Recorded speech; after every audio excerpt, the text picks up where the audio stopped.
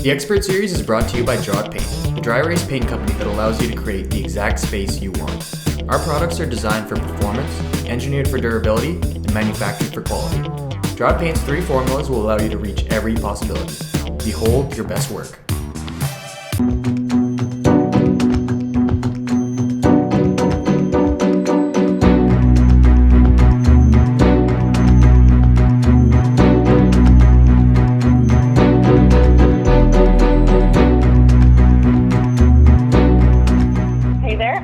Rolon. I am a real estate agent in Minneapolis, Minnesota, and thanks for having me. Awesome. So are you from Minneapolis, or where are you born and raised? I was originally born in Wisconsin, grew up there, and then moved to Minnesota for college. Right. What's it with cheese in Wisconsin? Say that again? What's it with cheese in Wisconsin? Don't they have that thing about, it's like the cheese state or whatever it is? Yes, we love our cheese and we love our beer. So there's a ton of cows, and winter lasts for 7 months. So like, what else is there to do except for drink beer and eat cheese? You know what I mean? Yeah, absolutely. Because I watch a little bit of football and I've seen like Green Bay games, and I'm like, why do they have cheese hats? That was always so weird to me. Yeah, I don't know, dairy state, I guess. Right. So how long ago did you move to Minneapolis? Like, how long have you been there? I've been here on and off. I had a couple of stints in Madrid, but for about 7 years. Right. And would you call it home now? Yeah, I think I'm staying. Yeah. Do you try to visit Wisconsin as much as you can, or are you pretty much just in the Twin Cities?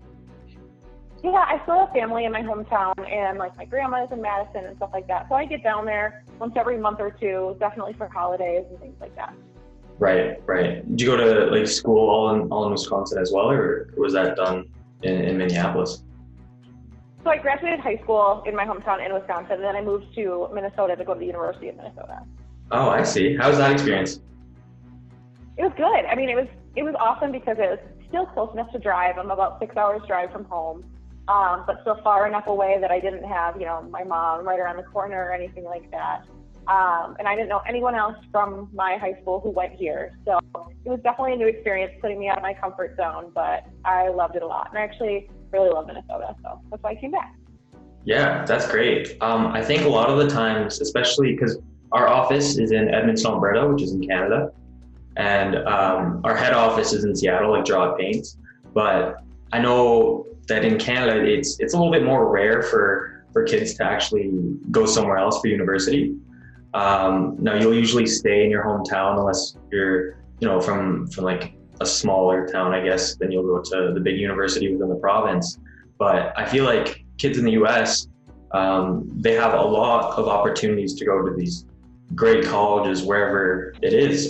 Did you ever think about just staying in Wisconsin, or did you always kind of want to move out of the state? So I did. I thought about staying in Madison, which is pretty close to my hometown. It's a conference. It's called the Big Ten School. It's just a bigger university, state university system. And Madison just felt a little bit too close. And my sister went to Madison, and her and I are very similar. And we both are Spanish majors, things like that. I kind of had felt like I've been doing a lot of the things or following in her footsteps for quite some time. So I wanted to stay in the Big Ten system. I knew I wanted a big school, didn't want to be close to home. And also at the time, Minnesota and Wisconsin, they're right next to each other. They had reciprocity in terms of paying for school. So I would pay what an in-state resident would pay.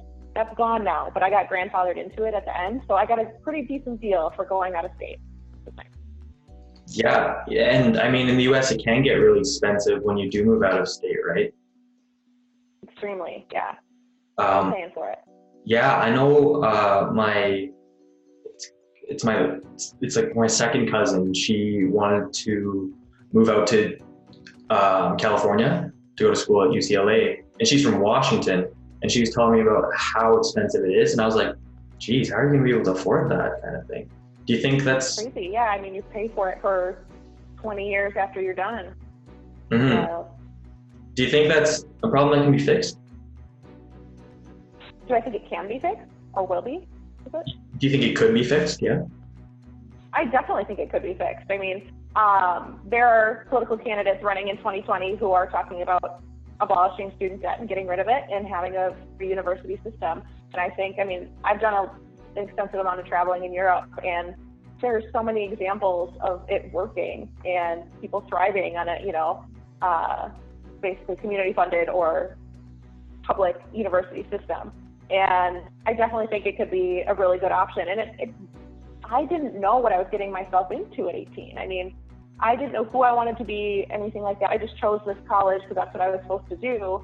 And they let me sign on the dotted line to put myself $30,000 in debt, which is crazy. No 18-year-old should be given that much freedom, So, yeah, and I actually, at this point, being a realtor, I'm not using my degree.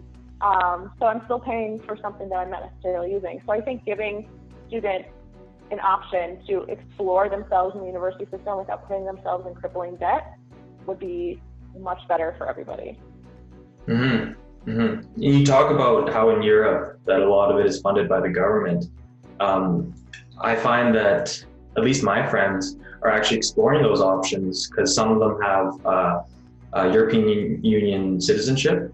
So they can get theirs funded, but it kind of, it takes them away from home and you're there for such a long period of time. It'd be nice for them to actually get to stay where they want to stay and have that same, affordable education, right? Totally agree. Yeah. So just bringing it back to your traveling, is that something you've always loved to do, or was it kind of something you picked up on after school, or how did you get into it? Yeah. So I visited my sister when she was traveling in Europe when I was a junior in high school. And when I got to Spain, I was like, oh my God, this is a whole other world that I've never seen before. I need to do more of this. And we buzzed around to different cities in Spain and things like that. And I just got a taste of it. That travel bug bit me, I guess. And so then when I was in school, I knew right away I was going to study abroad. And I fell in love with Spain then. I speak Spanish and love Spanish, and I wanted to learn more history. And that was my major. So I was like, Spain makes sense. And I went to Spain, and while I was there, I did a ton of traveling around Europe and the north of Africa. And yeah, ever since then, I try and get away, try and explore a new culture, put myself out of my comfort zone as often as I can. Yeah, even within the US, I can tell that you love the outdoors. Is that kind of where that passion comes from? It's just getting out of your comfort zone, or? 100%. So I love the city. It's a back and forth. So I grew up in a small town, and we had a cabin, and I love being outside and being dirty. And I also love living in the city and, getting dressed up and going downtown and doing all that fun stuff. So I feel like living in the city and having a job where I'm kind of on my game all the time, I find going out of my comfort zone, going out into the outdoors or a new city, new culture, puts me out of my comfort zone. It makes me uncomfortable. And that's kind of where I find a lot of growth happens, is when you're, not in your typical day-to-day. Yeah, absolutely. Do you think you were always like that? I think it really took hold of me when I was in college, when I studied abroad the first time, because there were a number of things that happened while I was traveling in Spain. I got my laptop stolen. I got lost in countries where I didn't speak the language and had to find my way around. And every time I would be so frustrated or upset or scared or whatever the emotion was that, you're feeling very intensely in that moment. When you overcome that and you come back to your regular day, you're like, wow, I did that. And I kind of got addicted to that feeling of discomfort. That's what I say, is I'm a discomfort addict. Because it always teaches me something. So if you just sit where you're comfortable, you don't tend to grow. So, yeah. Absolutely. Some of the previous experts that we've spoken to in the past have always talked about these trials and tribulations in their life and all these experiences that made them who they are today. And it sounds like that was one of those moments for you.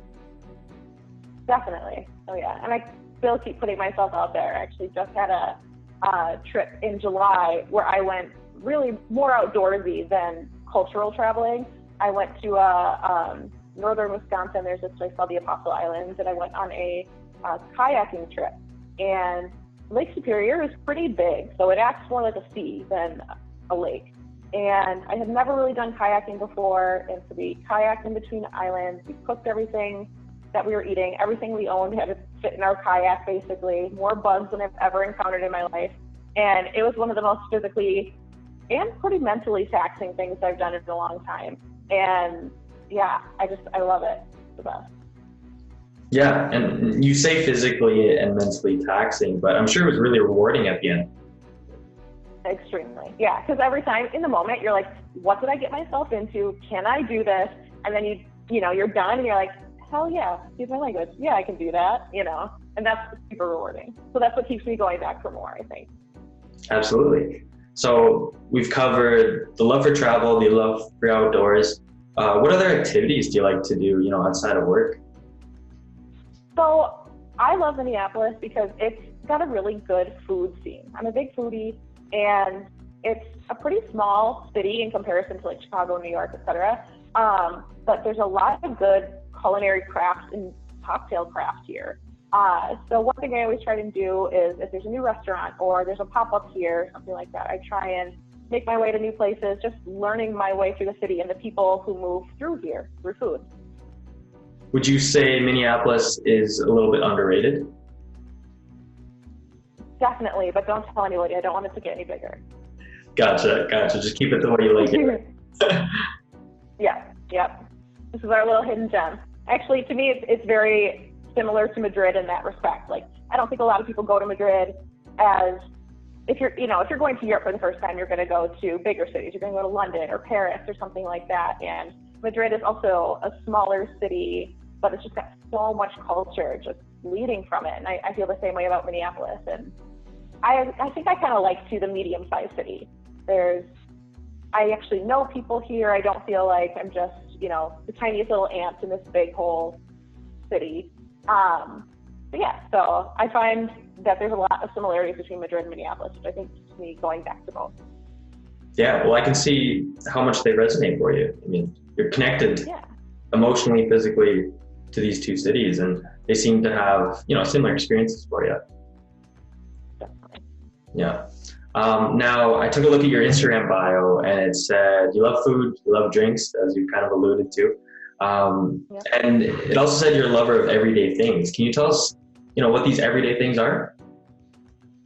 Yeah, so everyday things is, I would say, like a deep conversation with a stranger that by the end of your conversation, they become a friend, and you just feel excited and passionate. Or it's a walk down to the lake that's near my house just to watch a sunset that I might not have wanted to go to, or I didn't want to get out of my house. And then, you have that moment, you're like, oh, I'm so glad I did this. What we're experiencing right now is that first feeling of fall, where I get to start putting a coat on again. Just those little things that I try and find beauty or try and pause in the moment to enjoy the things that we almost just speed through every day.